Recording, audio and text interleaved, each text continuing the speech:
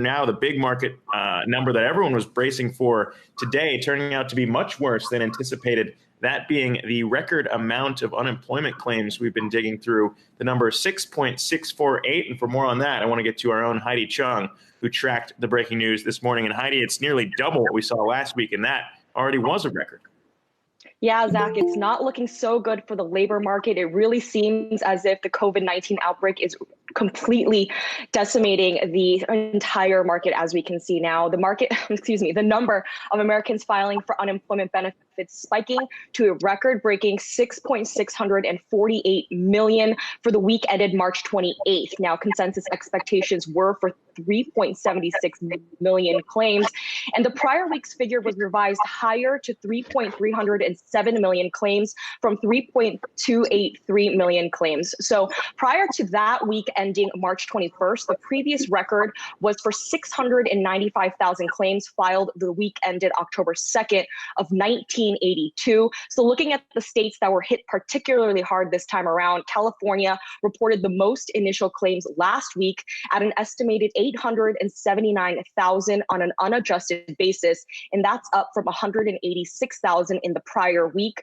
Then we had Pennsylvania with an estimated total of about 406,000, up from 377,000 in the prior week as well. New York had 366,000 claims, and Michigan reporting 311,000. So we are seeing a little bit of a correlation between the states that are reporting the highest infections and the states with the highest claims in the last week. The number is expected to continue to rise from here for a couple of reasons, mostly because the bulk of these actually unemployed have not been able to actually file their claims at all. There's a huge backlog right now as computer systems are crashing, as well as phone lines are being jammed up just due to the influx of people looking to file these unemployment insurance claims.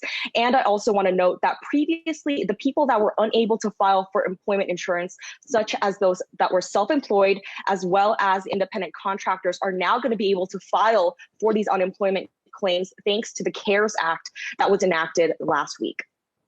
Yeah, I mean, I guess it kind of speaks to, normally we would be more excited to see the normal jobs report numbers when we look at unemployment and get that update on a monthly basis. But since so much of this is happening in real time, we've been looking to those unemployment claims as kind of the key driver here. Of course, the jobs number is also going to be a little bit muted because that includes back when things were going well, right before the coronavirus crisis actually hit. So what should we be expecting when we get that number? And does it even matter as much?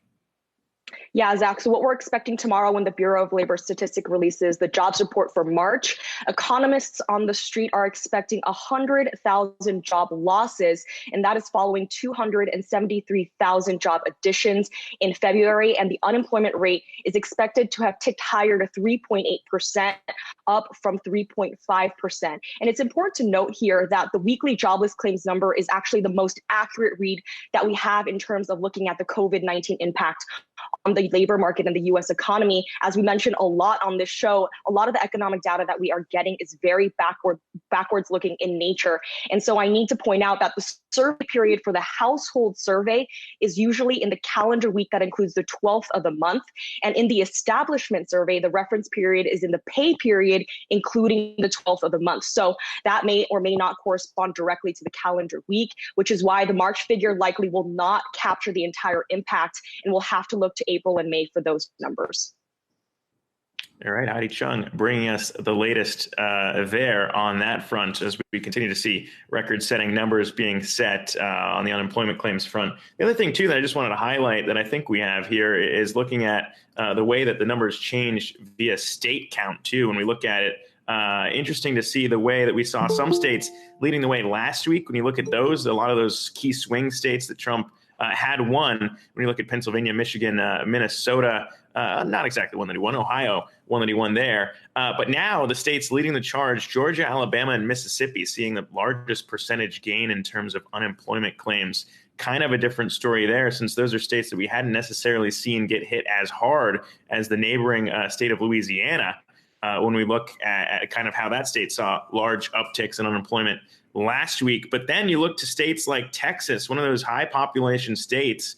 And that's another one where I would be curious to get your guys' take on this too, because when you look at it, I mean, Texas, only yesterday did the governor actually come out and say we were going to do a shelter-in-place order, though he stopped short of actually wanting to refer to it as a shelter-in-place order. And even that state, when you look at the numbers, hasn't necessarily been hit as hard as California and New York in terms of the spike to unemployment there so far. So you do wonder how much worse this could get when we think about what could be coming down the pike for a state like Texas as they do shift to telling people to stay at home.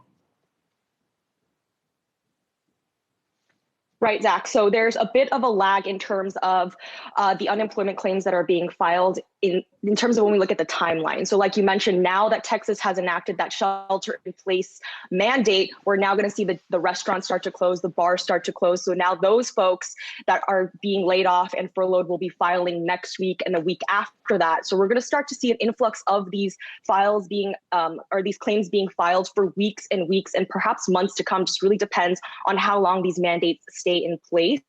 But yeah, there's no timeline in terms of when we'll start to see a sort of recovery. But for now, it looks like things are going to get much worse. All right. So not exactly any reason to suspect so far that we're out of the woods by any means. And of course, we're continuing to track the cases, which of course would not indicate that we are out of the woods yet either. But for that update on unemployment claims, Heidi Chung, thank you for bringing us that.